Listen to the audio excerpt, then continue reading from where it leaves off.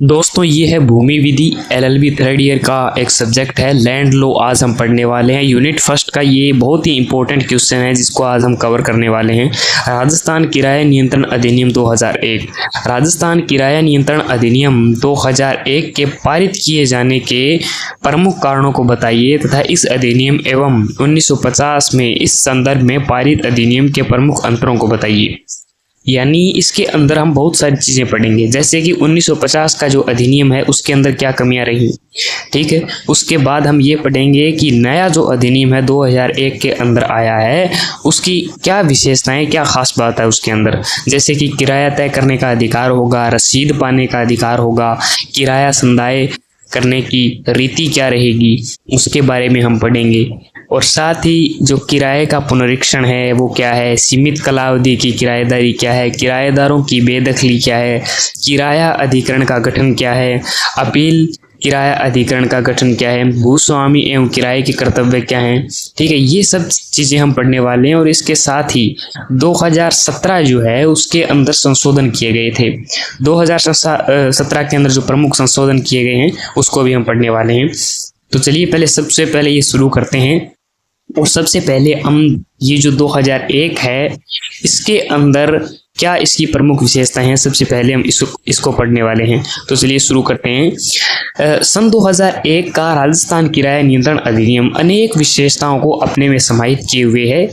इसकी मुख्य विशेषताएं निम्नलिखित है। ये 2001 की है, ठीक है। 1950 के अंदर बहुत कमियां थी और वो क्या कमियां थी ये 2001 वाला कंप्लीट होने के बाद मैं आपको बताऊंगा। अब देखिए इसके अंदर किराया तय करने का अधिकार, अधिनियम की धारा 4 के अंतर्गत परिसर का किराया तय करने का अधिकार पक्षकारों को प्रदान किया गया है। भूस्वामी जो मालिक है भूमि का, जो किराएदार जो किराया दे रहा है, दोनों परिसर का किराया तय कर सकेंगे और वही किराया तय होगा। दोनों मिलकर के किराया तय कर लेंगे, भाई हम तुझे महीने का 50,000 रुपये देंगे या लाख रुपया देंगे, ठीक है। किराया दोनों मिलकर के तय कर लेंगे। उसके बाद ये कहता है कि किराया तय हो गया, आप महीने रह रहे हो मकान के अंदर, तो रसीद पाने का अधिकार, पैसे देते ही आप रसीद लीजिए।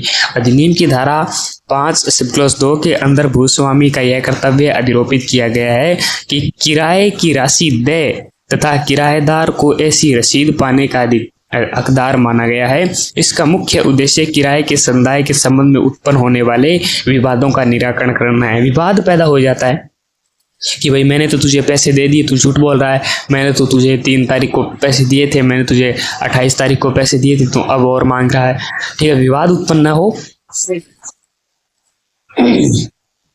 इसलिए ये ऐसा किया जाता है। किराया संदाय करने की तिथियां, अधिनियम की धारा 5(3) में किराए के भुगतान की रीतियों का उल्लेख किया गया है। किस रीति से आप पैसा दोगे, किस रीति है, कौन सी रीति है जिससे आप पैसा देंगे। व्यक्ति संदाय द्वारा, चेक या बैंक ड्राफ्ट द्वारा, मनी ऑर्डर धनादेश द्वारा, ठीक है। भूस्वामी के बैंक खाते में निक्षेप द्वारा, यानी उसके बैंक में खाते में डाल दीजिए, चेक हो गया, बैंक ड्राफ्ट द्वारा। ये जो ऐसे तरीके हैं जिससे आप पैसे दीजिए, वह भूस्वामी का कर्तव्य होगा कि वह अपने बैंक खाते की संपूर्ण जानकारी रजिस्ट्रीकृत डाक के माध्यम से किराएदार को दे। अब उसको जो है वो किराएदार को सारी की सारी जानकारियां जो है अपने बैंक डिटेल वो देनी पड़ेगी। उसको खाते की जानकारी दीजिए, उसको कोई एटीएम पेटीएम कुछ भेजिए तब तो वो पैसे डाल पाएगा। आप उसको नंबर भेजिए तभी वो पैसे डाल पाएगा। आप अगर उसको कुछ देंगे नहीं तो वो पैसे नहीं डाल पाएगा। किराए का पुनरीक्षण, अधिनियम की धारा 6 विद्यमान किराएदारों के किराए के पुनरीक्षण के बारे में व्यवस्था की गई है तथा किराए के निर्धारण का फॉर्मूला तय किया गया है। किराए की राशि में प्रतिवर्ष 5% की वृद्धि करने तथा 10 वर्ष बाद इसे मूल राशि में समाविष्ट कर दिए जाने का प्रावधान किया गया है। यानी 5% हर बार ये बढ़ेगी। सीमित कालावधि की किराएदारी, अधिनियम की धारा 8 के अंतर्गत सीमित कालावधि के लिए परिसर को किराए पर दिए जाने के बारे में उपबंध किया गया है। ऐसा अवधि 3 वर्ष तक की हो सकेगी। इस अवधि की समाप्ति के तुरंत बाद परिसर खाली कर पुनः भूस्वामी को सौंपना होगा। 3 वर्ष की ये बात कर रहा है। सीमित कालावधि की किराएदारी के अंदर 3 वर्ष से ज्यादा का नहीं है अधिनियम धारा 8 के अंदर। किराएदारों की बेदखली, अधिनियम की धारा 9 में किराएदारों की बेदखली के आधारों का उल्लेख किया गया है। यह आधार लगभग वैसे ही हैं जो पुराने अधिनियम की धारा 13 में थे, थोड़ा बहुत परिवर्तन किया गया है। उदाहरणार्थ पुराने अधिनियम में 6 माह तक किराए नहीं देने का व्यक्ति कर्मी जो है वो, यानी ये कह रहा है कि 6 महीने तक, अगर पहले 1950 वाले में अगर आप किराया नहीं देते तो आपको घर से निकाल दिया जाएगा, लेकिन अब ये 4 महीने कर दिया गया है 6 महीने की जगह। किराया अधिनियम अधिकरण का गठन, ये इम्पोर्टेंट है। नए अधिनियम की धारा 13 में किराया अधिकरण यानी रेंट ट्रिब्यूनल का गठन प्रावधान किया गया है। अब इस अधिनियम के अधीन उद्भूत होने वाले मामलों का निपटारा इन किराया अधिकरणों द्वारा किया जाएगा। अब जैसे पैसे वैसे का जो अगर केस हो जाता है तो वो रेंट ट्रिब्यूनल जो है उसके अंदर मामला जाएगा। ठीक है।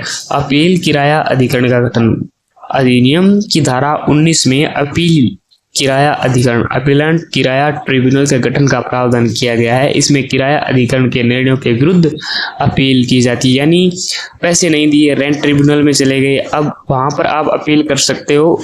अपीलेंट रेंट ट्रिब्यूनल के अंदर अधिकरणों के निर्णयों के विरुद्ध आप अपील की जा सकती है, वो ये चीज कह रहा है। भूस्वामी एवं किराएदार के कर्तव्य, अधिनियम की धारा 24 में भूस्वामी एवं किराएदारों के कर्तव्यों का उल्लेख किया गया है। यह परिसर की मरम्मत, रख रखाव और सुधार के संबंध में है। निरीक्षण का अधिकार, अधिनियम की धारा 25 के अंतर्गत भूस्वामी के जो किराए शुदा परिसर के निरीक्षण का अधिकार जो प्रदान किया गया, यानी देख सकता है वो। इस प्रकार राजस्थान किराया नियंत्रण अधिनियम 2001 के अनेक विशेषताओं में इसमें आधारभूत किराए तथा प्रमाणिक किराए आदि का स्थान नहीं दिया गया है।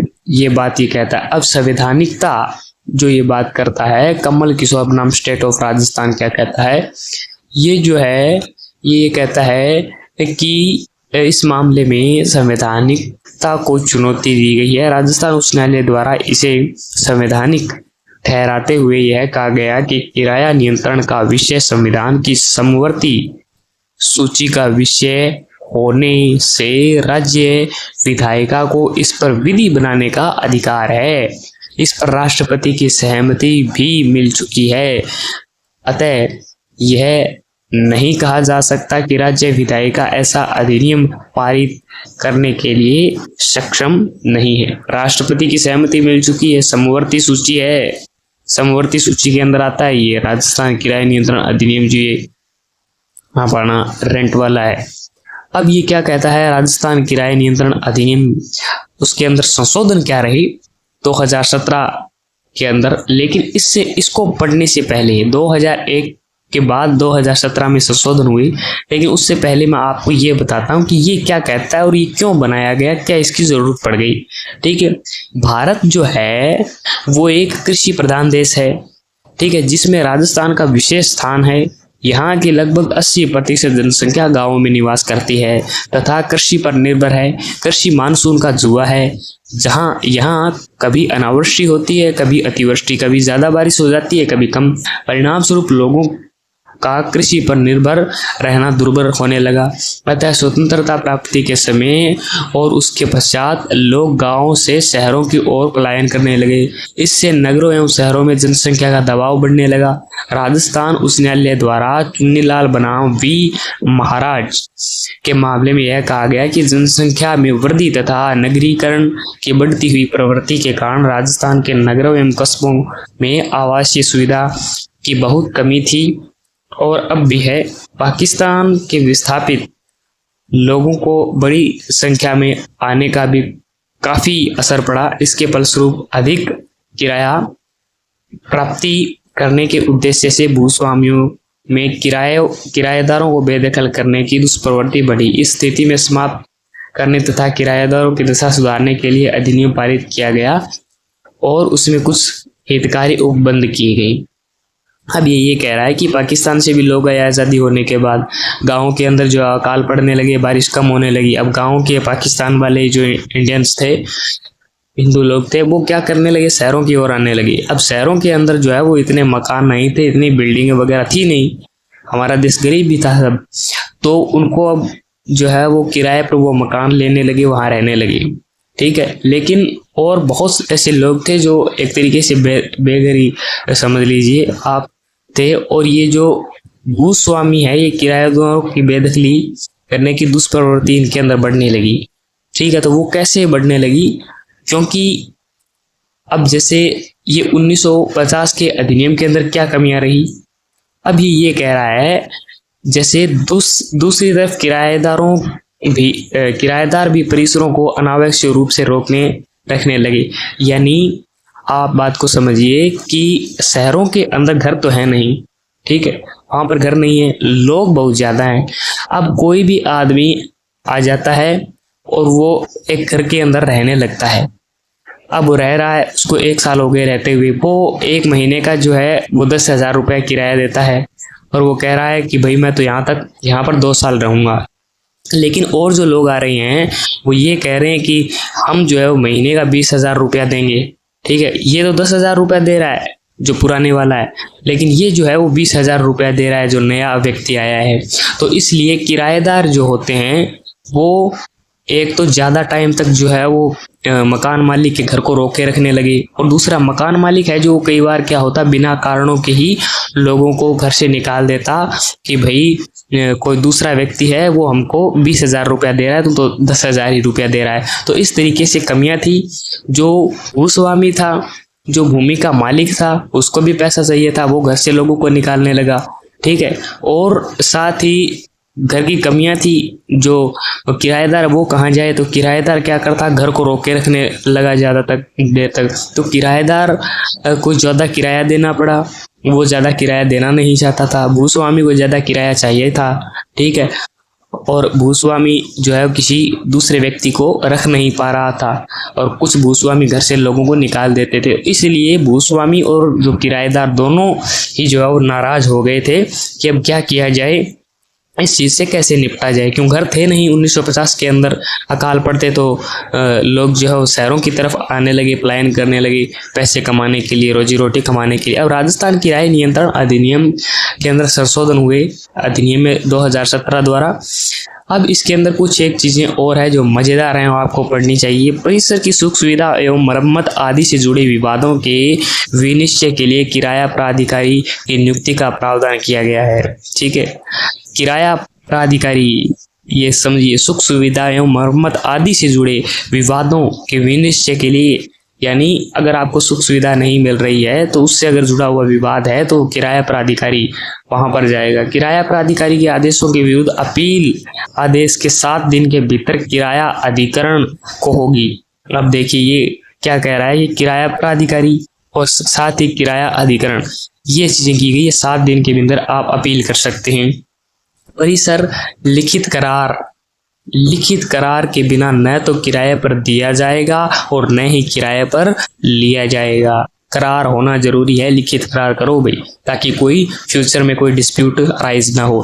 भूस्वामी द्वारा किराया अस्वीकार किए जाने या रसीद देने से इनकार किए जाने पर किराया प्राधिकारी के पास जमा कराया जा सकेगा। यानी जो मकान मालिक वो पैसे नहीं ले रहा है तो आप जो किराया प्राधिकारी है उसको आप जमा करा दीजिए, क्योंकि ये नया संशोधन के अंदर किराया प्राधिकारी आया है, जोड़ा गया है। परिसर में सुधार किए जाने, परिवर्तन या संरचनात्मक परिवर्तन किए जाने पर किराए का पुनरीक्षण किया जा सकेगा।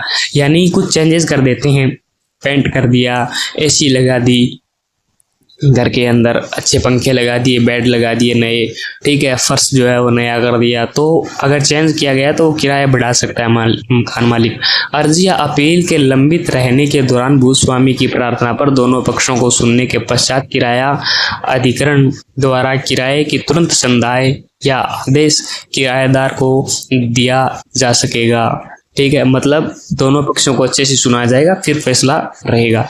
किराए की अवधि वह होगी जो भूस्वामी एवं किराएदार द्वारा तय की जाएगी। दोनों मिलकर के तय कर लेंगे भाई कितने दिन आपको यहाँ पे रहना है। भूस्वामी किराएदार से 1 माह के किराए की राशि के बराबर राशि प्रतिभूति के तौर पर निक्षेपित कर सकेगा। यानी जो मकान का किराया है वो मान लीजिए कि 10,000 रुपये मकान का किराया, आपको 10,000 रुपये महीना देना है, बात हो चुकी है, ठीक है। तो अब ये कह रहा है प्रतिभूति, ठीक है। इसका मतलब ये होता है कि किराया तो 10,000 है, लेकिन तू 10,000 रुपये मुझे और दे, यानी महीने का आपको 20,000 रुपये जो है वो जमा करवाना पड़ेगा, ताकि आप मकान के अंदर तोड़ फोड़ कर देते हो, बिजली का बिल वगैरह नहीं भरते हो। तो जो है ये 10,000 रुपये जो है वो एक तरीके से आपकी नुकसानी के तौर पर वापस ले लिए जाए। लेकिन जब भी आप मकान छोड़ते हो कि भाई मैं तो 3 महीने बाद वापस मकान छोड़ रहा हूँ, मैं तो कहीं और जा रहा हूँ, तो अब ये 10,000 रुपये जो ये प्रतिभूति के तौर पर लिए थे आपसे, ये आपके वापस कर दिए जाएंगे। तो ये थी आज की छोटी सी वीडियो। उम्मीद करता हूँ ये वीडियो आपको ज़रूर पसंद आई होगी और धन्यवाद।